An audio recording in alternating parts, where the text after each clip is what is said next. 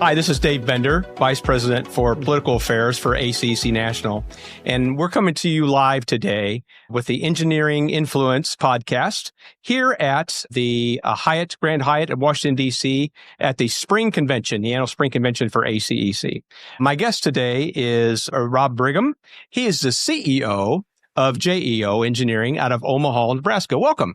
Thank you. Good to be here. It's great to having you here. So tell us a little bit about yourself and your firm, if you could, please. Sure. So JEO, been around a long time, 1937, about 425 people, engineering, architecture, surveying, and planning, offices in Nebraska, Iowa, and Kansas, and then a handful of remote employees as well.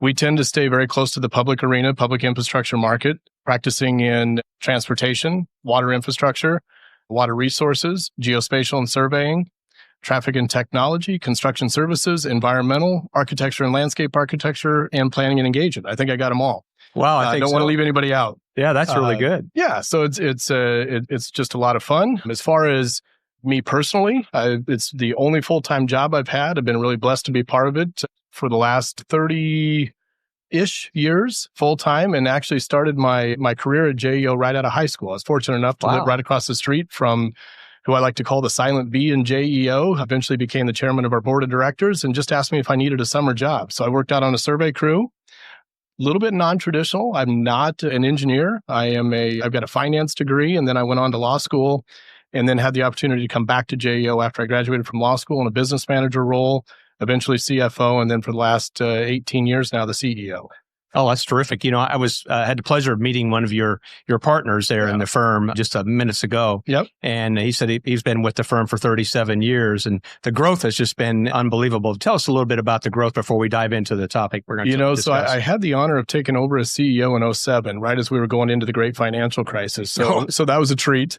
We didn't grow, but we didn't shrink for about 4 or 5 years there. And then about 2013 is when it really started to take off for us. And it seemed like the ducks were really getting in a row. And then even more so, probably 2018 to where we are today. We've just seen really substantial growth. I think we just looked at this the other day, and our average tenure of our people, are the midpoint of our tenure of the 425 people is about 5 years. So we've added a lot over the last 5 years, and just see a lot of bright things coming for us in the future as well. Well, that's great. And thank you for your leadership in your firm, obviously, but also in the industry. And I know the Nebraskans think the world of JEO and your team there, and especially your leadership. So that's really great.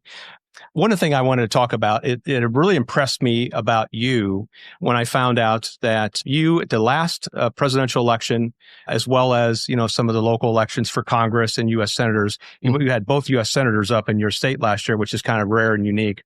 But you also have it was the blue dot, where Kamala Harris invested about $30 million in there.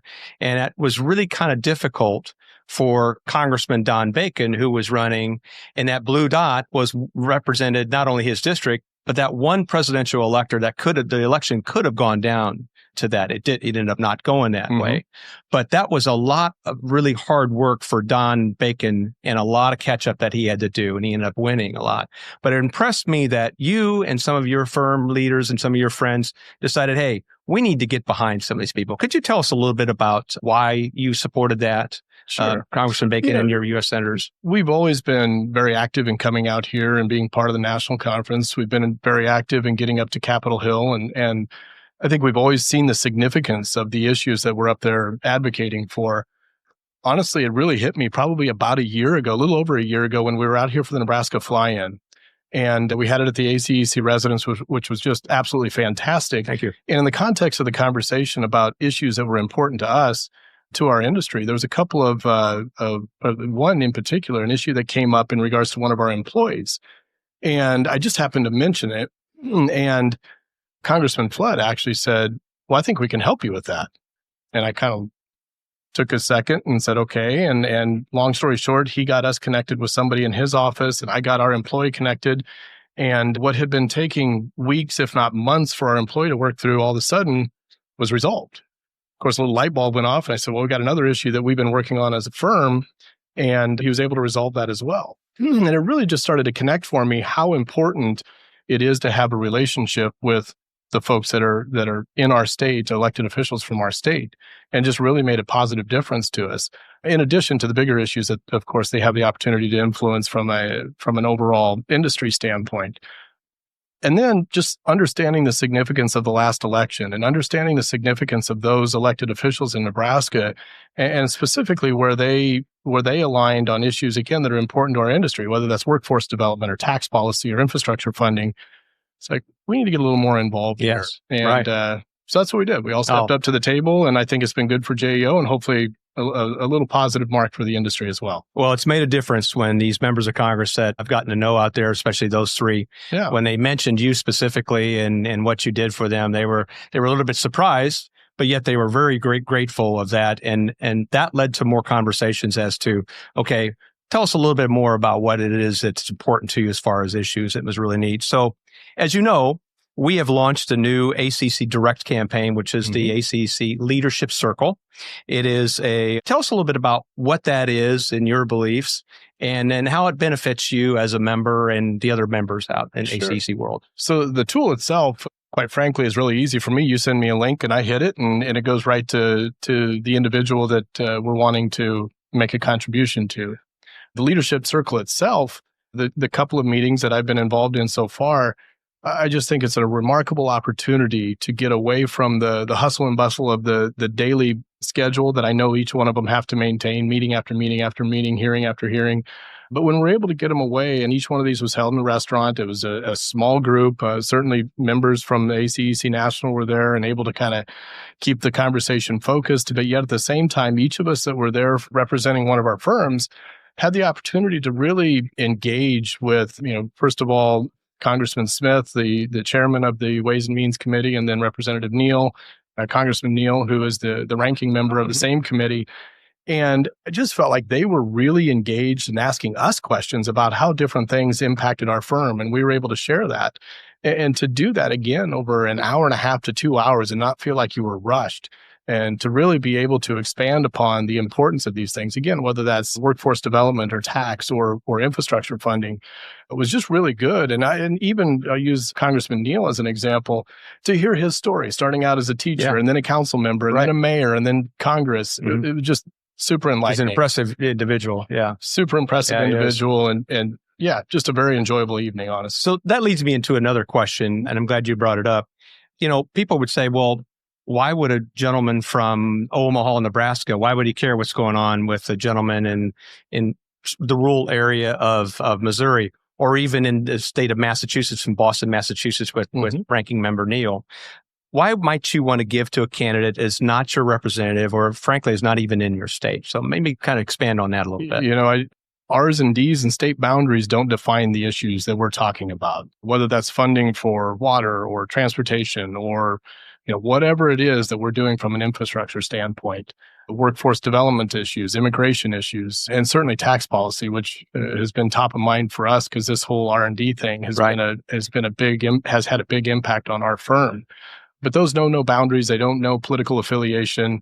So I think the opportunity that we have to engage with these folks, regardless of where they're from, and then also recognizing the power of the committees is very, the committee structure throughout Congress is very powerful. The opportunity to engage with those folks at that level, I think really makes a difference. Well, that's great to hear.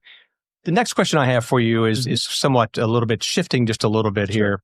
We're constantly here at ACC trying to introduce ourselves more and get more engaged with younger people and have the younger generations, the younger engineers, ones that have been there 5 years or less. They're really passionate about engineering. But we're trying to get them engaged, on just a variety of levels, but especially from the political side of things. What might you say to a younger engineer as to why he or she should get involved in, basically what you're doing now? Maybe not quite on that level yet, but why would they get involved? Honestly, I wish I would have started a lot sooner. I think my ramp up here more recently would have been an easier climb. But I think it's all about starting good habits young and having that conversation with them. When you're young and you're just starting out, and again, I didn't grow up on the engineering side, but watching what happens, I think not only in our firm, but across the industry, there's sort of this magic that happens and projects just appear. They don't understand all of the things that are going on behind the scenes to make sure that funding is in place and the rest of the things that are important to the firm. I keep coming up with these these same three topics, but they really are important when you're talking about infrastructure funding and workforce development and all of that. So again, creating good habits at an early age. And as you said, it doesn't have to be at the level that some of us are participating right now, but if it's $50, $100, a couple $100, even if that's just an annual contribution, it's a good way to start. It is a good way to start. That is perfect. Now, in a leadership circle, we were asking for people to make a pledge of a minimum of $10,000. And that $10,000 or higher would be kind of serve as on-call money. Sure. So that when we do have an issue pop up in Washington, D.C., that we do want to get in front of these really key people, just to sit down in a controlled environment, in a friendly environment, and chat with them about, here's our issue. Let's break down our issue a little bit more for these members of Congress so that they can help them kind of decide when they're making their decisions on their policy or their strategy moving forward. The leadership circle is obviously $10,000 that we're asking for people. That's a big ask to ask for people for that money. But what would be your vision for the leadership circle to try to attract members to come in? Why should they come in? Why should they participate? And where do you see this, because it's off to a pretty good start right now. Where do you see this program in 5 or 10 years? Sure. So like so many things that I talk about, I'm guessing in 5 or 10 years, it'll look like an overnight success. But I know this is something that you and others have had a dream of doing for a number of years. Yes. And I think we're starting to see the fruits of that labor, which we're certainly appreciative for. Those of us that are just jumping on here more recently. I think the power of the ACEC PAC, it's a little bit mind-blowing, honestly, when you learn more about that, how that is viewed across members of Congress, how powerful that is in comparison to all the others. I don't remember the exact stat, but I remember it's way up there in terms of being one of the bigger PACs out here in DC. And I think when we can add this other layer to it and continue to strengthen that voice and that power of our organization by doing the direct giving, the sky's the limit. And if it's opening the doors to have these conversations, as you said, in a more relaxed environment, away from the grind, and really help them understand the impact, not only in our industry, but a lot of these things, the research and development tax credits, for example, or the requirement that we amortize the expenses, isn't just important to our industry, it's important to lots of industries. Yeah. But if we can give them that perspective of how it's impacting a firm on Main Street in Nebraska, I think that's a good thing. So I hope we can continue to strengthen that voice through the use of the directed giving. And I know one of the things that you've embraced and liked about the program is that it's both Democrats and Republicans. Absolutely. It's whoever supports us, we support them. Absolutely. And if we can strengthen our relationship with these people that are our champions, it's a win-win. So it's not just one political party, it's both political parties. We're even going to go to the speaker. We have a commitment to get Speaker Johnson to come in and do it. So it's a little higher price tag to do that.